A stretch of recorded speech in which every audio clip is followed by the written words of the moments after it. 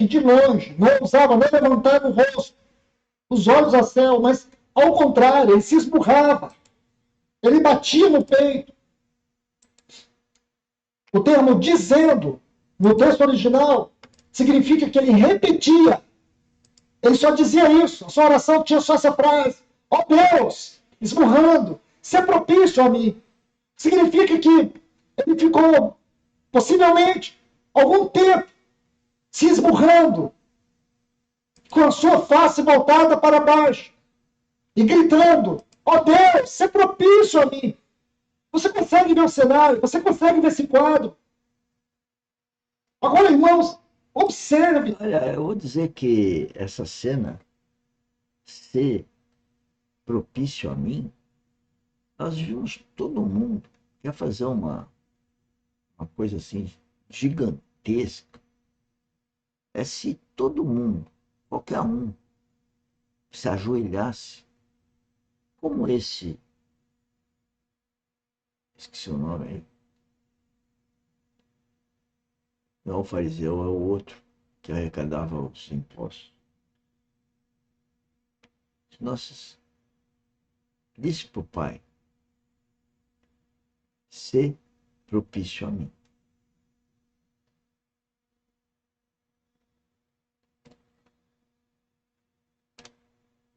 É isso que a gente tem que pedir. Jesus Cristo morreu naquela cruz, ou deu a vida dele, carnal, naquela cruz. Por mim, por você, por nós. E se eu não amar Jesus Cristo, eu não estou amando a mim mesmo. E é muito triste para mim. Às vezes eu fico, ontem mesmo eu não consegui fazer minha live nossa live, das 19 horas de sábado, que eu estava acabado. E acabado de ver as pessoas sem Cristo, sendo guiadas pelo eu, sem coração. É triste ver a pessoa amada que ela própria não se ama. É muito triste.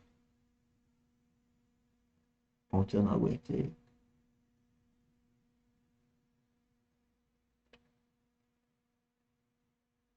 Já é triste ver os erros que eu cometo. Agora, conviver, nem que seja alguns minutos, horas, ou um convívio intermitente com pessoas que a gente ama, e o amor é muito mais do que o amor humano, é um amor ágape, e a pessoa continua com o coração de pedra, coração cauterizado, duro, sempre enaltecendo o eu, o que faz, o que tem, o que pensa. A pessoa deixa de escutar o outro. E quando escuta é só para falar coisas do ego, uma guerra de ego. Não é fácil, senhores. Então todos nós devemos de ler esse título. Ó Deus, se Ele propiciou a vida eterna é daquele que nasceu de novo e consegue ver a miséria do ser humano. É muito grande a miséria.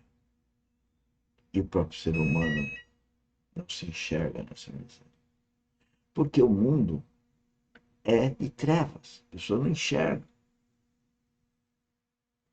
Só com Cristo, só com o Espírito Santo habitando no coração que a gente enxerga. Só que aí a gente enxerga. E os amados que estão no mundo não enxergam. Dá uma tristeza. Mas Deus tem propósito para isso. E a gente confia no propósito dele. o que ele fez com o próprio filho. Esmagar o próprio filho. Agora aqui não, aqui nesse mundo as pessoas ficam passando a mão nos filhos. E os filhos não sabem nem o que é Jesus Cristo. Os filhos não sabem. Ainda ficam alimentando. Os filhos estão dominando os pais. Os bandidos estão dominando os policiais. Os injustos estão dominando a justiça. E o dinheiro está alimentando os políticos. E tem gente que acredita nesse mundo de trevas. Que não tem a luz de Cristo resplandecendo nele. É muito triste. Falei muito, hein? Vamos voltar a ouvir aqui. Que coisa linda! Porque o Senhor diz que este homem, ele desceu justificado, mas ele experimentou a realidade daquilo que é a nossa comunhão com Deus, que é nos lugares mais altos. Olhe bem, aqui, Hebreus capítulo 2, e o versículo 17. Volte comigo aqui. Aqui nós vamos encontrar a palavra propiciação. Então não vamos separar o ensino do capítulo 9. Esse ensino é exatamente o que está ali. Nós vamos depois retornar. Agora observe aqui, porque você vai encontrar a palavra propiciação. O capítulo 17, o capítulo 2, versículo 17 de Hebreus. Por onde importava que em tudo fosse feito semelhante aos seus irmãos, para que viesse ser um sumo sacerdote, misericordioso e fiel nas coisas referentes a Deus, a fim de fazer a propiciação pelos pecados do povo. Fazer a propiciação pelos pecados do povo. Então voltemos aqui, irmãos. Vamos explorar um pouco esse texto, mas eu gostaria de colocar alguns pontos importantes. Primeiro, ele estava em pé longe. Ele não ousava entrar no templo. Ele não ousava levantar o seu rosto para o céu. Ele batia no peito. Agora você se lembre aqui, eu preciso que você se conecte com um texto muito importante. Êxodo capítulo 25, irmãos. Deus ordena a Moisés que ele faça uma arca. E nós falamos isso da última vez. Você se lembra que o propiciatório era a tampa da arca. Diferentemente da arca, o propiciatório ele era todo de ouro. Ele era a tampa da arca. E você se lembra que a arca ela era de madeira de acácia. Espiritualmente falando, a madeira de acácia fala da incorruptibilidade da natureza humana do nosso Senhor. Mas não só isso, ela era revestida de ouro. O ouro nos fala da glória, do caráter do nosso Senhor Jesus. Aqui na figura da arca. Então, por um lado, nós temos a sua vida humana incorruptível. Por outro lado, nós temos a sua vida humana gloriosa. Agora, observe que é algo que nós temos que perceber. Qual é o ensino?